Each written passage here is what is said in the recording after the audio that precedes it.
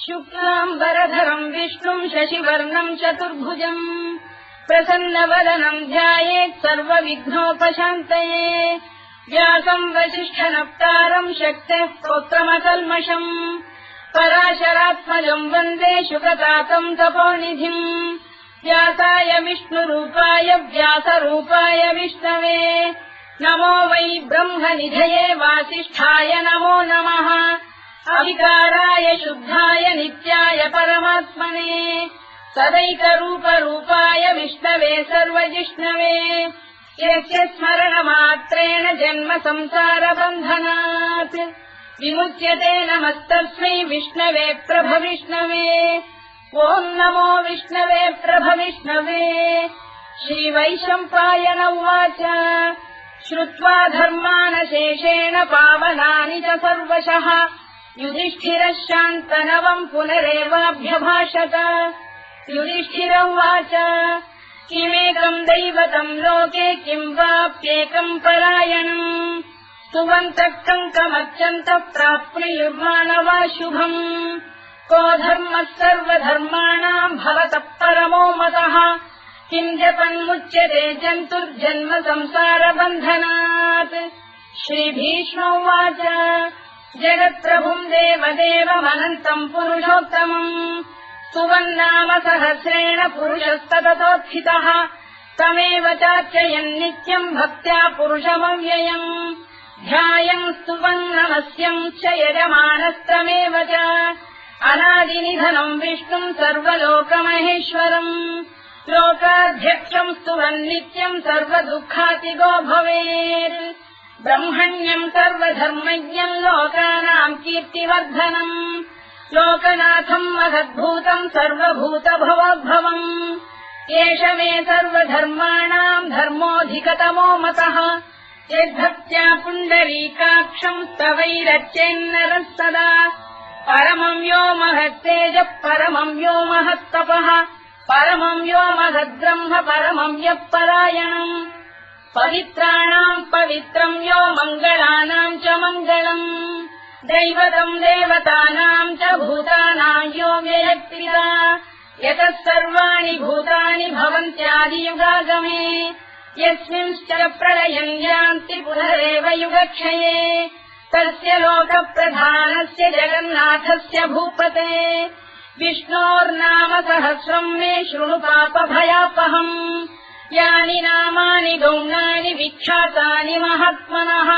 ऋषिभिः परिगीतानि तानि वक्ष्यामि भूतये ऋषिर्नाम्नाम् सहस्रस्य वेदव्यासो महामुनिः छन्दोऽनुष्टुप् तथा देवो भगवान् देवकीसुतः अमृताम् शुद्भवो बीजम् शक्तिर्देवकी नन्दनः त्रिसामाहृदयम् तस्य शान्त्यर्थे विनियुज्यते विष्णुम् जिष्णुम् महाविष्णुम् प्रभविष्णुम् महेश्वरम् अनेकरूपदैत्यान्तम् नमामि पुरुषोत्तमम् अस्य श्रीविष्णोर्दिव्यसहस्रनामस्तोत्रमहामन्त्रस्य श्रीवेदव्यासो भगवान् ऋषिः अनुष्टुप्छन्दः श्रीमहाविष्णुः परमात्मा श्रीमन्नारायणो देवता अमृतांशोद्भवो भानुरिति बीजम् देवकी नन्दन श्रेष्ठेति शक्तिः उद्भवः क्षोभणो देव इति परमो मन्त्रः धर इत्यस्त्रम् रथाङ्गपाणिरक्षोभ्य इति नेत्रम् त्रिसामासामजः सामेति कवचम् आनन्दम् परब्रह्मेति योनिः ऋतुः सुदर्शनकाल इति दिग्बन्धः श्रीविश्वरूप इति ध्यानम् श्रीमहाविष्णुप्रीत्यर्थे सहस्रनाम जपे विनियोगः ध्यानम् क्षीरोदम् दत्तदेशे शुचिमणिविलसत्सैकते मौक्तिकानाम् मालाक्लुप्तासनस्थस्फटिकमणिनिभैर्मौक्तिकैर्मण्डिताङ्गः शुभ्रैरभ्रैररभ्रैरुपरि विरचितैर्मुक्तपीयूषवर्षैः आनन्दीनः पुरीयादरिनलिन गदा शङ्खपाणिर्मुकुन्दः भूः पादौ यस्य नाभिर्विहरसुरनिलश्चन्द्रसूर्यौ च नेत्रे कर्णावाशा शिरोद्यौर्मुखमपि दहनो यस्य वास्तेयमब्धिः अन्तस्थम् यस्य विश्वम् सुरनरखगो भोगि गन्धर्वदैत्यैः चित्रम् रम्यते तम् त्रिभुवन वपुषम् विष्णुमीशम् नमामि। ॐ नमो भगवते वासुदेवाय। शान्ताकारम् भुजगशयनम् पद्मनाभम् सुरेशम् विश्वाधारम् गगनसदृशम् मेघवर्णम् शुभाङ्गम् लक्ष्मीकान्तम् कमलनयनम् योगिहृध्यानगम्यम् वन्दे विष्णुम् भवभयहरम् सर्वलोकैकनाथम्। मेघश्यामम् पीतकौशेयवासम् श्रीवत्साङ्कम् कौस्तुभोद्भासिताङ्गम् पुण्योपेतम् पुण्डरीकायताक्षम् विष्णुम् वन्दे सर्वलोकैकनाथम्। नमः समस्तभूतानामादिभूताय भूभृते अनेकरूपरूपाय विष्णवे प्रभविष्णवे सशङ्खचक्रम् सकिरीटकुण्डलम् सपीतवस्त्रम् सरसीरुहेक्षणम् सहारवक्षस्थलशोभिकौस्तुभम् नमामि विष्णुम् शिरसा चतुर्भुजम्। छायायाम् पारिजातस्य हेमसिंहासनोपरि आसीनमम्बुदश्याममायताक्षमलङ्कृतम् चन्द्राननम् चतुर्बाहुम् श्रीवत्साङ्कितवक्षसम् रुक्मिणी सत्यभामाभ्याम् सहितम् कृष्णमाश्रये।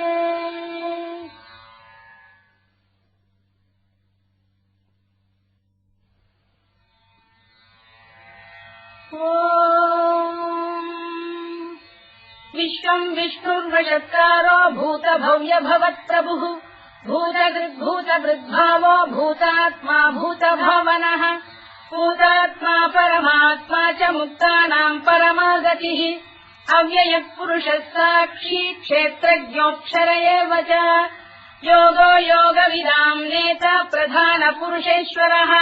नारसिंहवपुः श्रीमान् केशवः पुरुषोत्तमः सर्वः शिवस्थाणुर्भूतादिर्निधिरव्ययः सम्भवो भावनो भर्ता प्रभवः प्रभुरीश्वरः स्वयम्भूः शम्भुरादित्यः पुष्कराक्षो महास्वनः अनादिनिधनो धाता विधाता धातुरुत्तमः अप्रमेयो ऋषिकेशः पद्मनाभोऽमरप्रभुः विश्वकर्मा मनुस्पष्टा स्थविष्ठस्थविरो ध्रुवः अग्राह्यः शाश्वतः कृष्णो लोहिताक्षप्रदर्दनः प्रभूतस्त्रिककुब्धाम पवित्रम् मङ्गलम् परम् ईशानप्राणदप्राणो ज्येष्ठः श्रेष्ठः प्रजापतिः हिरण्यगर्भो भूगर्भो माधवो मधुसूदनः ईश्वरो विक्रमी धन्वी मेधावी विक्रमक्रमः अनुत्तमो दुराधर्षः कृतज्ञः कृतिरात्मवान्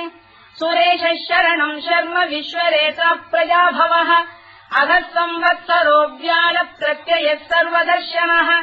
अजः सर्वेश्वरः सिद्धः सिद्धिः सर्वादिरच्युतः वृषाकपिरमेयात्मा सर्वयोगविनिसृतः वसुर्वसुमनः सत्यः समात्मा संविदः समः अमोघः पुण्डरीकाक्षो वृषकर्मा वृषाकृतिः रुद्रो बहुशिरा बभ्रुर्विश्वयोनिः शुचिश्रवाः अमृतः शाश्वतस्थाणुर्वरारोहो महातपाः सर्वगः सर्वविद्वानुर्विश्वरवित्कविः लोकाध्यक्षः सुराध्यक्षो धर्माध्यक्षः कृताकृतः चतुरात्मा चतुर्व्यूहश्चतुर्दंष्टश्चतुर्भुजः भ्राजिष्णुर्भोजनम् भोक्ता सहिष्णुर्जगदादिजः अनभो विजयो जेता विश्वयोनिः पुनर्वसुः उपेन्द्रो वामनः प्रांशुरमोघः शुचिरूर्जितः अतीन्द्रः सङ्ग्रहः सर्गो धृतात्मा नियमो यमः वेद्यो वैद्यः सदा योगी वीरः माधवो मधुः अतीन्द्रियो महामायो महोत्साहो महाबलः महाबुद्धिर्महावीर्यो महाशक्तिर्महाद्युतिः अनिर्देश्यवपुः श्रीमान् अमेयात्मा महाधृधृ महेश्वासो महीभर्ता श्रीनिवासः सताङ्गतिः अनिरुद्धः सुरानन्दो गोविन्दो गोविदाम्पतिः मरीचिर्दमनो हंसः सुपर्णो भुजगोत्तमः हिरण्यनाभः सुतपाः पद्मनाभः प्रजापतिः अमृत्युः सर्वदृक्सिंहः सन्धाता सन्धिमान् स्थिरः अजो दुर्मर्षणः शास्ता विश्रुतात्मा सुरारिभा गुरुर्गुरुतमो धाम सत्यः सत्यपराक्रमः निमिषो निमिषस्रग्वी वाचस्पतिरुदारधीः अग्रणी ग्रामणी श्रीमान् न्यायो नेता समीरणः सहस्रमूर्धा विश्वात्मा सहस्राक्षः सहस्रपात् आवर्तनो निवृत्तात्मा संवृतः सम्प्रवर्धनः अधः संवर्तको गन्धिरनिरोधरणीधरः सुप्रसादप्रसन्नात्मा विश्वधृत् विश्वभुग्विभुः सत्कर्ता सत्कृतः साधुर्जह्नुर्नारायणो नरः असङ्ख्येयो प्रमेयात्मा विशिष्टः शिष्टकृच्छुचिः सिद्धार्थः सिद्धसङ्कल्पः सिद्धितः सिद्धिसाधनः वृषाधी वृषभो विष्णुर्वृषपर्वा वृषोदरः वर्धनो वर्धमानश्च विविक्तः श्रुतिसागरः सुभुजो दुर्धरो वाग्मी महेन्द्रो वसुदो वसुः नैकरूपो बृहद्रूपः शिपिविष्टप्रकाशनः ओजस्तेजोऽभ्युदिनः प्रकाशात्मा प्रतापनः वृद्धस्पष्टाक्षरो मन्त्रश्चन्द्रांशुर्भास्करद्युतिः अमृतांशुद्भवो भानुष्यशबिन्दुः सुरेश्वरः औषधम् जगतः सेतुः सत्यधर्मपराक्रमः भूतभव्यभवन्नाथः पवनः पावनो नलः कामः कामकृत्कान्तः कामः कामप्रदप्रभुः युगादिकृद्युगावर्तो नैकमायो महाशनः अदृश्यो व्यक्तरूपश्च सहस्रजिदनन्तजित् इष्टो विशिष्टः शिष्टेष्टः शिखण्डी नभुषो वृषः क्रोधः क्रोधकृत्कर्ता विश्वबाहुर्महीधरः अच्युतः प्रतिथः प्राणः प्राणदो वासवानुजः अपाम् निधिरधिष्ठानमप्रमत्तः प्रतिष्ठितः स्कन्दः स्कन्दधरो धुर्यो वरदो वायुवाहनः वासुदेवो बृहद्भानुरादिदेवः पुरन्दरः अशोकस्तारणस्तारः शूरः शौरिर्जनेश्वरः अनुकूलः शतावर्तः पद्मी पद्मनिभेक्षणः पद्मनाभोरविन्दाक्षः पद्मगर्भः शरीरभृत् महर्भिर्वृद्धो वृद्धात्मा महाक्षो गरुडध्वजः अतुलः शरभो भीमः समयज्ञो हविर्हरिः सर्वलक्षणलक्षण्यो लक्ष्मीवान् समितिञ्जयः विक्षरो रोहितो मार्गो हेतुर्दामोदरः सहः महीधरो महाभागो वेगवानमिदाशनः उद्भवः क्षोभणो देवः श्रीगर्भः परमेश्वरः करणम् कारणम् कर्ता विकर्ता गहनो गुहः व्यवसायो व्यवस्थानः संस्थानस्थानदो ध्रुवः परधिः परमस्पष्टः तुष्टः पुष्टः शुभेक्षणः रामो विरामो विरतो मार्गो नेयोनयोनयः वीरः शक्तिमताम् श्रेष्ठो धर्मो धर्मविदुत्तमः वैकुण्ठः पुरुषः प्राणः प्राणदः प्रणवपृतुः हिरण्यगर्भः शत्रुघ्नो व्याप्तो वायुरधोक्षजः ऋतुः सुदर्शनः कालः परमेष्ठी परिग्रहः उग्रः संवत्सरो दक्षो विश्रामो विश्वदक्षिणः विस्तारस्थावरस्थाणुः प्रमाणम् बीजमव्ययम् अर्थोऽनर्थो महाकोशो महाभोगो महाधनः अनिर्विण्णस्थविष्ठो भूर्धर्मयूपो महामखः नक्षत्रनेमिर्नक्षत्री क्षमः क्षामः समीहनः यज्ञयुज्यो महेज्यश्च क्रतुः सत्रम् सदाङ्गतिः सर्वदर्शी विमुक्तात्मा सर्वज्ञोद्यानमुत्तमम् सुव्रतः सुमुखः सूक्ष्मः सुघोषः सुखरः सुहृत् मनोहरोजितक्रोधो वीरबाहुर्विदारणः स्वापनः स्ववशो व्यापी नैकात्मानैककर्मकृत् वत्सरो वत्सलो वत्सी रत्नगर्भोधनेश्वरः धर्मकुद्धर्मकृद्धर्मी सदसक्षरमक्षरम् अविज्ञाता सहस्रांशुर्विधाता कृतलक्षणः गभस्तिरे विस्तप्तस्तः सिंहो भूतमहेश्वरः आदिदेवो महादेवो देवेशो देवभृद्गुरुः उत्तरो गोपतिर्गोप्ता ज्ञानः सोमपो मृतपः सोमः पुरुजिः पुरुषत्तमः विनयो जयः सत्यसन्धो दाशार्हः सात्वताम् पतिः जीवो विनयिता साक्षी मुकुन्दो मितविक्रमः अम्भोनिधिरनन्तात्मा महोदधिशयोऽन्तकः अजो महार्घः स्वाभाव्यो जिता मित्रप्रमोदनः आनन्दो नन्दनो नन्दः सत्यधर्मा त्रिविक्रमः महर्षि कपिलाचार्य कृतज्ञो मेदिनीपतिः त्रिदशाध्यक्षो महाशृङ्गकृतान्तकृत् महावराहो गोविन्दः सुषेणः कनकाङ्गनी गुह्यो गभीरो गहनो गुप्तश्चक्रगदाधरः मेधास्वाङ्गोजितः कृष्णो दृढः सङ्कर्षणोच्युतः वरुणो वारुणो वृक्षः पुष्कराक्षो महामनाः भगवान् बलहानन्दी वनमाली हलायुधः आदित्यो ज्योतिरादित्यः सहिष्णुर्गतिसत्तमः सुधन्वाखण्ड परशुद्धारुणोद्रविणप्रदः दिवस्कृत् सर्वदृत्यासो वाचस्पतिरयो निजः कृतामासामगस्साम निर्वाणम् भेषजम् भिषज सन्न्यासवृक्षमशान्तो निष्ठा शान्तिपरायणम् शुभाङ्गः शान्तिदर्शष्टा कुमुदः कुवलेशयः गोहितो गोपदैर्गोप्ता वृषभाक्षो वृषप्रियः अनिवर्ती निवृत्तात्मा संक्षेप्ताक्षेमकृत् शिवः श्रीवत्सवक्षः श्रीवासः श्रीपतिः श्रीमताम्बरः श्रीरश्रीशः श्रीनिवासः श्रीनिधिः श्रीविभावनः श्रीधर श्रीकर श्रेयः श्रीमान् लोकत्रयाश्रयः स्वक्षस्वङ्गः शतानन्दो नन्दिर्ज्योतिर्गणेश्वरः विदितात्मा विधेयात्मा तत्कीर्तिच्छिन्न संशयः उदीर्णः सर्वतश्चक्षुरनीशः शाश्वतस्थिरः भूषयो भूषणो भूतिर्विशोकः शोकनाशनः अर्चिष्मानर्चितः कुम्भो विशुद्धात्मा विशोधनः अनिरुद्धो प्रतिरथ प्रद्युम्नो मितविक्रमः कालनेमिनिहा वीरः शौरिः शूरजनेश्वरः त्रिलोकात्मा त्रिलोकेशः केशवः केशिहा हरिः कामदेवः कामपालः कामी कान्तकृतागमः अनिर्देश्य वपुर्विष्णुर्वीरोऽनन्तो धनञ्जयः ब्रह्मण्यो ब्रह्मकृद्ब्रह्मा ब्रह्म ब्रह्मनिवर्धनः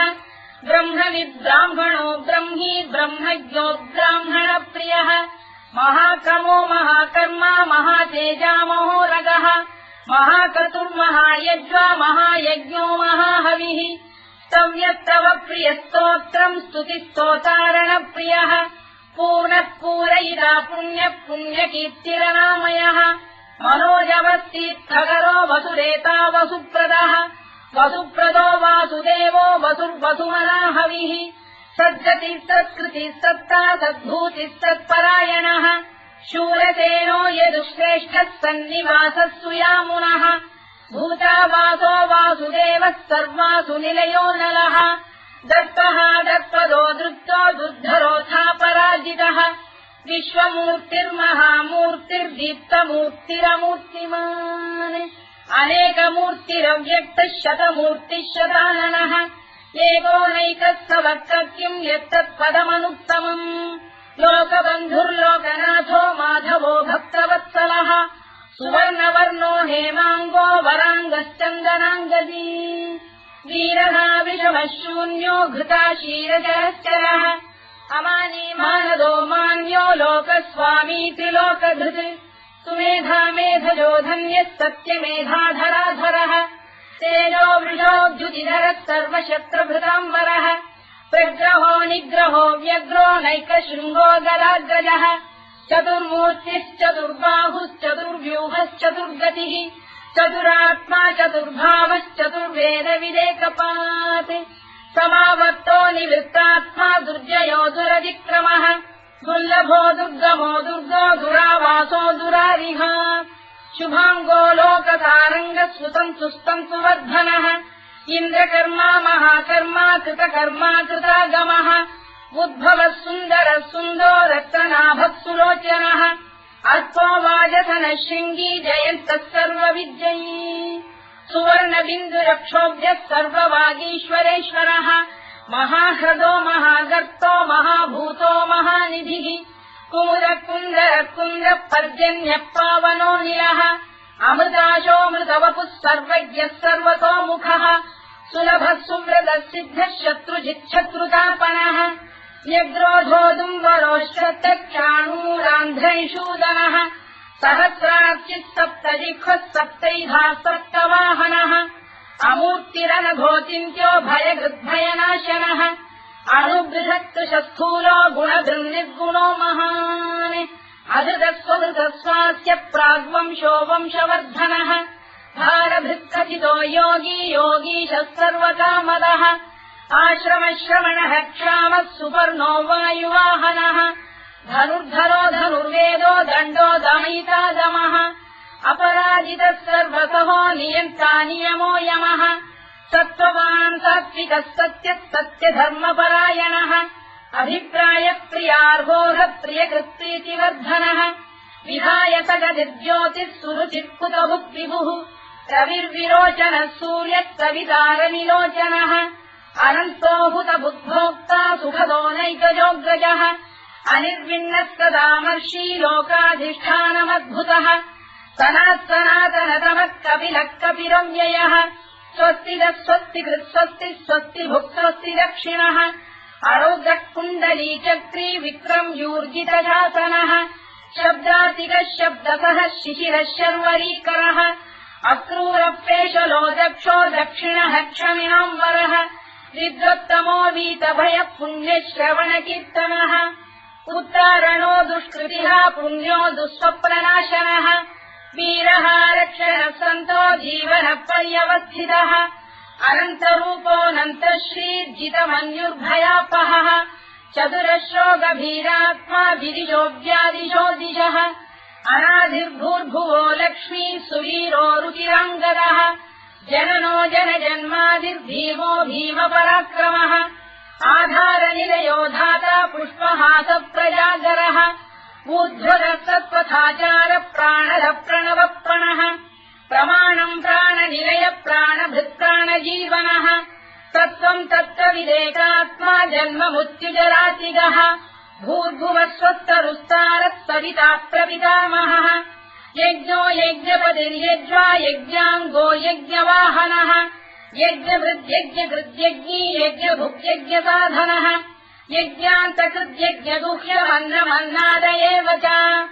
आत्मयोनिः स्वयम् जातो वैखानः सामगायनः देवकीनन्दनः स्रष्टा क्षितीशः पापनाशनः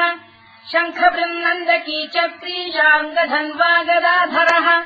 तथाङ्गपाणिरक्षोभ्यः सर्वप्रहरणायुधः सर्वप्रहरणायुधवोम् नम इति परमाली गरीशाङ्गी शङ्खी चक्री च नन्दकी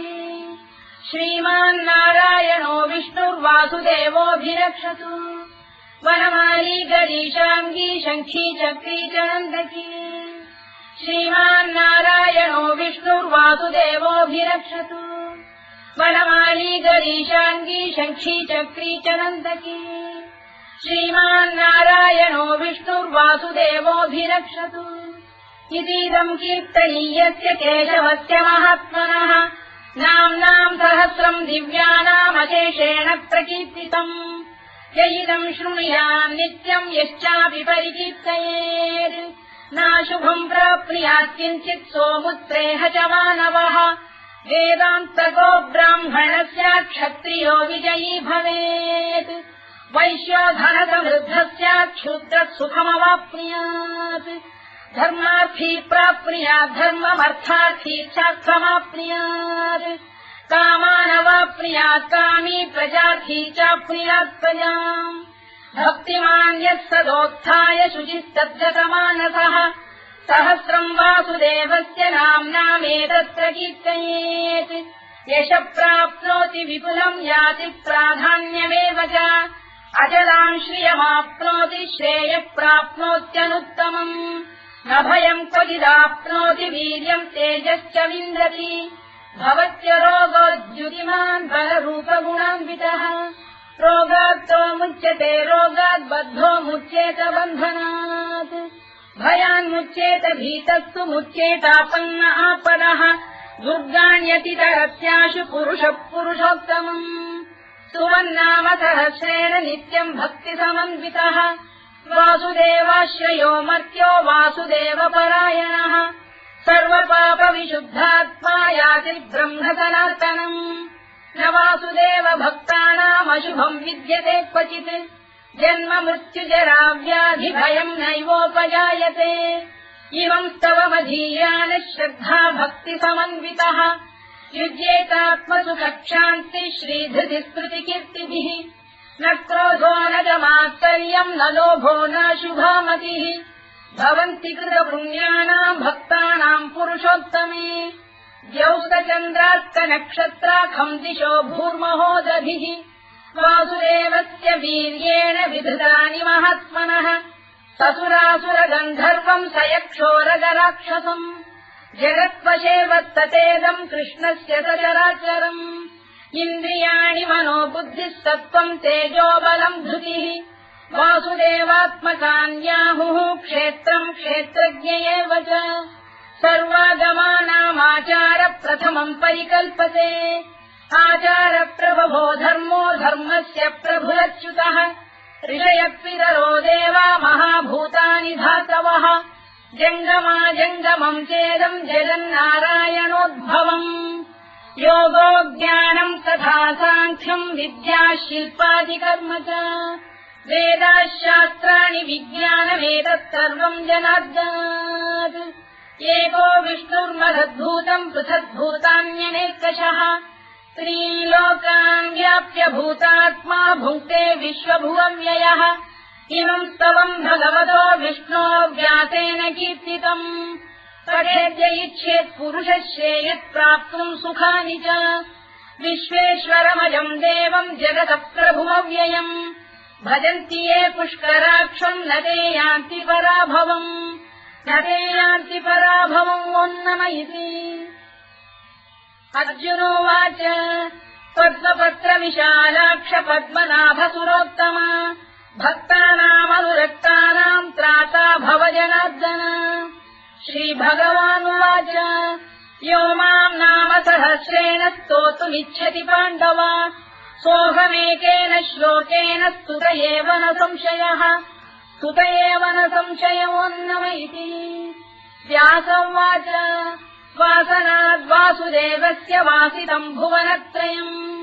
सर्वभूतनिवासोऽसि वासुदेव नमोऽस्तु ते वासुदेव नमोऽस्तु ओन्नम इति पार्वत्युवाच केनोपायेन लघुना विष्णोर्नाम सहस्रकम् पठ्यते पण्डितैर्नित्यम् श्रोतुमिच्छाम्यहम् प्रभो ईश्वरोवाच श्रीराम राम रामेति रमे रामे मनोरमे सहस्रनाम तत्तुल्यम् राम नाम वरानने श्रीराम राम रामेति रमे रामे मनोरमे सहस्रनाम तत्तुल्यम् राम नाम वरानने श्रीराम राम रामेति रमे रामे मनोरमे सहस्रनाम तत्तुल्यम् राम नाम वरानने राम नाम वराननमोन्नम इति ब्रह्मोवाच नमोऽस्त्वनन्ताय सहस्रमूर्तये सहस्रपादाक्षि शिरोरुबाहवे सहस्रनाम्ने पुरुषाय शाश्वते सहस्रकोटियुगधारिणे नमः सहस्रकोटियुगधारिणे नमोऽन्नम इति सञ्जय उवाच यत्र योगेश्वर कृष्णो यत्र पार्थो धनुर्धरः तत्र श्रीविजयो भूतिर्ध्रुवानीतिर्मतिर्मम श्रीभगवानुवाच अनन्याश्चिन्तयन्तो मां ये जनाः पर्युपासते तेषाम् नित्याभियुक्तानां योगक्षेमम् वहाम्यहम् परित्राणाय साधूनां विनाशाय च दुष्कृताम् धर्म संस्थापनार्थाय सम्भवामि युगे युगे आर्ता विषण्णाः शिथिलाश्च भीता घोरेषु च व्याधिषु वर्तमानाः संकीर्त्य नारायण शब्दमात्रम् विमुक्त दुःखाः सुखिनो भवन्तु कायेन वाचा मनसेन्द्रियैर्वा बुद्ध्यात्मना वा प्रकृते स्वभावात् करोमि यद्यत् सकलम् परस्मै नारायणायेति समर्पयामि।